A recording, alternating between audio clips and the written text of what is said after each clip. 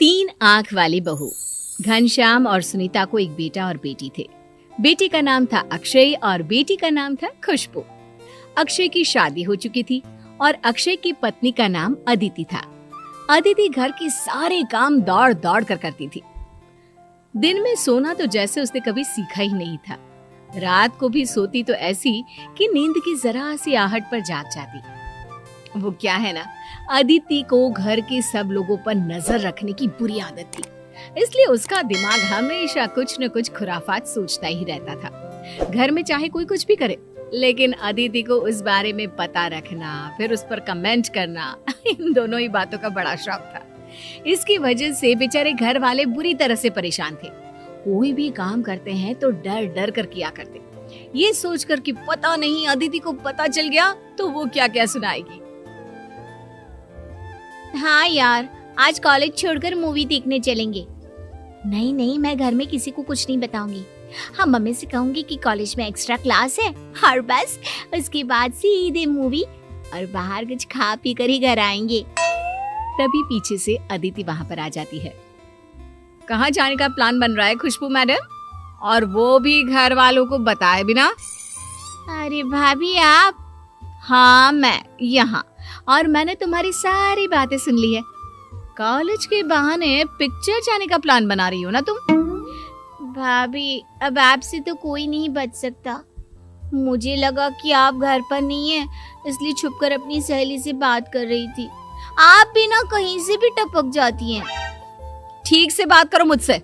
अभी जाकर mummy papa जी को बता दूंगी कि आपकी बेटी कॉलेज के बहाने अपने दोस्तों के संग फिल्म देखने चली है। अरे नहीं नहीं भाभी, ऐसा प्लीज मत करना। आप जो बोलेंगी मैं वो करूंगी, लेकिन प्लीज मम्मी पापा को कुछ मत बताना। अगले दिन सुबह के वक्त, क्या बात है पापा, इस तरह चुपचाप क्यों बैठे हैं? आपकी तबीयत तो ठीक है ना? अब क्या बताऊं बेटा, इस उम्र में घर पे पड़े मन नहीं लगता। रिटायर्ड हो चुका हूँ, अब तो कोई दोस्त भी नहीं है। ये बात तो सही है पापा, इस उम्र में मन लगाना वाकई में बहुत मुश्किल होता है। आप कहे तो मैं आपको कहीं घुमाने लेकर जाऊं? क्या पापा जी, अब अपने बेटे से तो झूठ मत बोलिए। मतलब मैंने क्या झूठ बोला?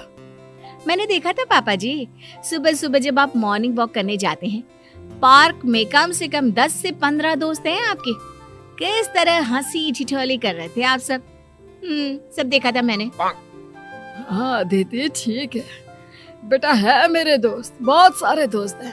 मैं तो बस ऐसे ही उदास बैठा था, थोड़ा सर में दर्द हो रहा था ना, इसलिए। मेरी नजरों से कुछ नहीं बच सकता पापा जी, सब जानती हूँ मैं। मेरी ना तीनों आंखें खुली रखती हूँ। लेकिन बेटा, वो सारे दोस्त सुबह के वक्त मिलते हैं, उसके बाद तो सारा दिन बोर हो जाता हूँ ना मैं। पापा जी, मैं बताती हूँ आपको क्या करना चाहिए। किसी एनजीओ से जुड़ जाइए और उनके साथ काम करिए। इस तरह घर में सारा दिन खाली बैठे रहने से क्या होगा? लेकिन अदिति, अगर पापा को एनजीओ के साथ काम करने में कोई इंटरेस्ट नहीं है तो वो क्यों करेंगे? मैंने कहा ना, पापा जी के लिए वही बेस्ट है। मेरी जान पहचान का एक एनजीओ भी है, मैं वहाँ पर बात कर लेती हूँ। पापा जी, आप कल सुबह उठकर वहाँ चले जाना, आपका मन लगा रहेगा। कुछ दिनों बाद, माँ, वो मेरी कॉलेज में ना एनुअल फंक्शन है, तो मुझे एक नया ड्रेस खरीदना था। प्लीज मुझे कुछ पैसे दे दीजिए। खुशबू, अभी पिछले महीने ही तो तुझे इतना सुंदर ड्रेस दिलवाया था, वही पहन ले बेटा। मम्मी, वो ड्रेस तो मैं अपनी दोस्तों के सामने पहले ही पहन चुकी हूँ, मेरी फ्रेंड की बर्थडे में। अब फिर से एनुअल फंक्शन पे वही ड्रेस पहनूंगी तो अच्छा लगेगा क्या? तू बहुत बिगड़ती जा रही है, मेरी कोई बात नहीं सुनती खुशबू। मम्मी जी, मैं तो कहती हूँ खुशबू का थोड़ा ध्यान रखिए, कहीं ऐसा ना हो कि आपकी बेटी बिगड़ जाए। लेकिन भाभी, मैंने ऐसा किया भी क्या? ड्रेस खरीदने से बिगड़ने का क्या कनेक्शन है? चलो, ड्रेस खरीदने से ना सही, लेकिन छुप छुप कर मूवी देखने जाने से तो कनेक्शन है ना। क्या कहा तुमने? कौन जाता है छुप छुप कर पिक्चर देखने? आपकी बेटी खुशबू, और कौन पापा जी। और क्या पता ये नया ड्रेस किस लिए खरीद रही है, हो सकता है आप लोगों से झूठ बोलकर कल को शहर के बाहर पिकनिक मनाने भी चली जाए। भाभी ये आप कैसी बातें कर रही हैं? और वैसे भी ये मेरी लाइफ है। कॉलेज लाइफ सबकी जिंदगी में एक बार ही आती है। अगर मैं उसे एंजॉय करना चाहती हूँ तो इसमें गलत क्या है? वो सब छोड़ो, खुशबू साफ साफ बताओ, क्या तुम हम लोगों से झूठ बोलकर फिल्म देखने गई थी? नहीं मम्मी, ऐसा कुछ भी नहीं है। भाभी तो कुछ भी बोलती है। अच्छा, मैं कुछ भी बोलती हूँ? एक मिनट रुकिए मम्मी जी, मेरे पास ना सबूत है इस बात का। अदिति अपने फोन में खुशबू और उसकी सहेलियों का फोटो दिखाती है जिसमें वो फिल्म देखने गए थे। लेकिन भाभी, आपको ये पिक्चर्स किसने दी?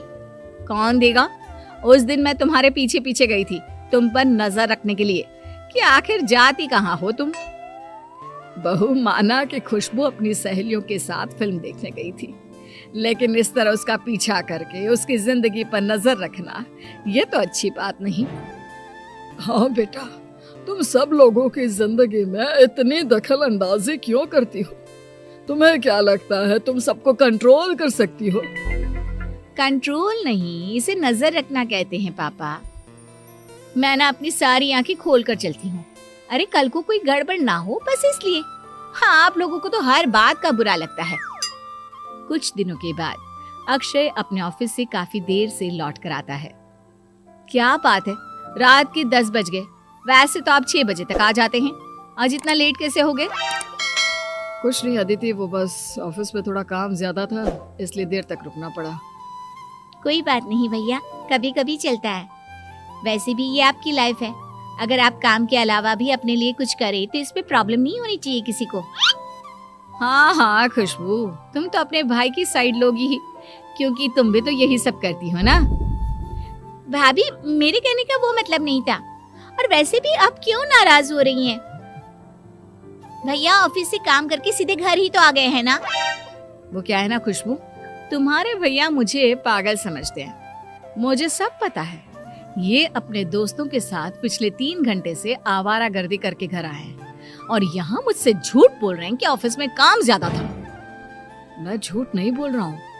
हाँ, ये बात सही है कि 9 बजे फ्री हो गया था।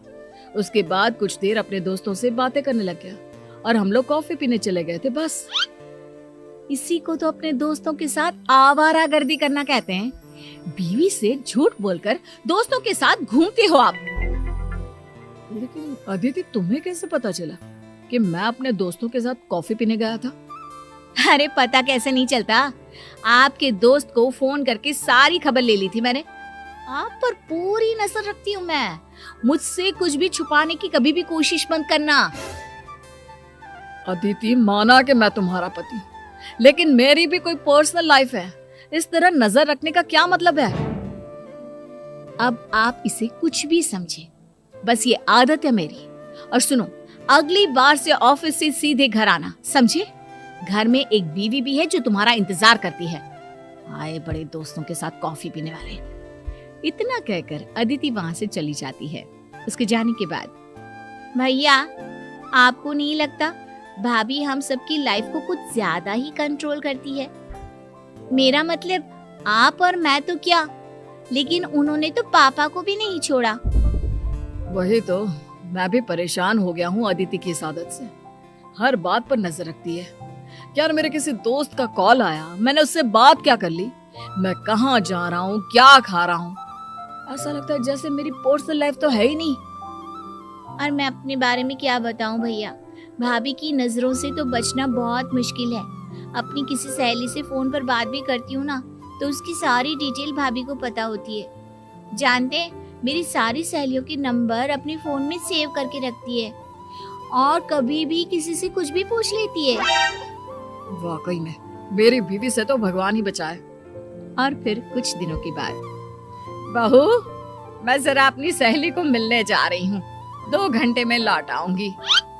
ठीक है मम्मी जी, जल्दी आइएगा, फिर शाम का खाना देर से खाते हैं तो प्रॉब्लम हो जाती है ना आपको। अच्छा अच्छा ठीक है, जल्दी लौट आऊंगी। शाम के वक्त, मम्मी जी आपने तो कहा था कि आप अपनी सहेली को मिलने जा रही हैं। हाँ, तो सुनीता अपनी सहेली को ही मिलने गई थी, और कहाँ जाएगी वो। पापा जी आपको नहीं पता, मम्मी घर से झूठ बोलकर सीधे अपनी सहेलियों के साथ पार्टी मनाने चली गई थी। अरे बहू, तुमने क्या हम सब के अंदर सीसीटीवी कैमरा लगाया हुआ है? तुम्हें कैसे पता कि मैं किसी पार्टी में गई थी? लेकिन मम्मी, अगर आपको किसी पार्टी में जाना ही था तो आपने घर पर हम लोगों से झूठ क्यों बोला? इसलिए झूठ बोला मम्मी जी ने, ताकि कोई ये ना कहे कि इस उम्र में भी उनको पार्टी करने का शौक है।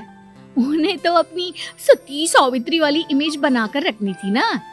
क्यों मम्मी जी, सही कहा ना मैंने? अरे नहीं नहीं बेटा, ऐसी कोई बात नहीं है, तुम गलत समझ रही हो। मम्मी जी, आपने जो किया वो ठीक, लेकिन अगली बार से ध्यान रखिएगा, शाम के 5 बजे तक घर आ जाया कीजिएगा।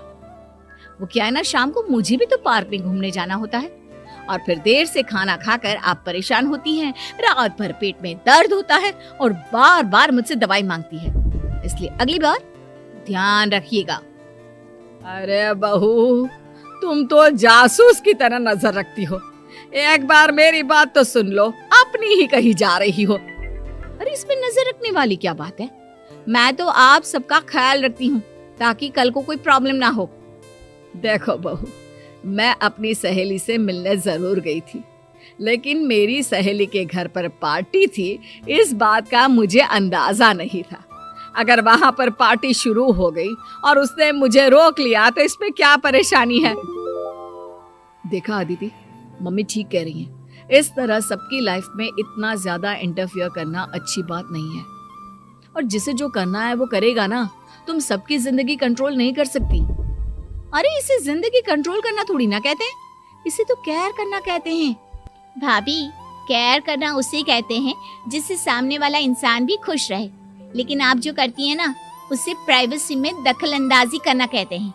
और एक बात ध्यान रखिएगा भाभी, कोई भी इंसान किसी दूसरे की लाइफ को कंट्रोल नहीं कर सकता, तो आप भी वो कोशिश मत करिए, क्योंकि अगर आप ऐसा करेंगी ना तो सिर्फ रिश्ते खराब होंगे। खुशबू ठीक कहती है, तुम बहुत अच्छी हो अदिति। बस ये सब लोगों पर अपनी नजर रखना और उनको बात बात पर टोकना बंद कर दो। अब अदिति की आंख खुल जाती है। अपनी इस आदत की वजह से सब लोगों के मन में अपने बारे में ये सोच देखकर वो अपने आप को बदलने का सोच लेती है।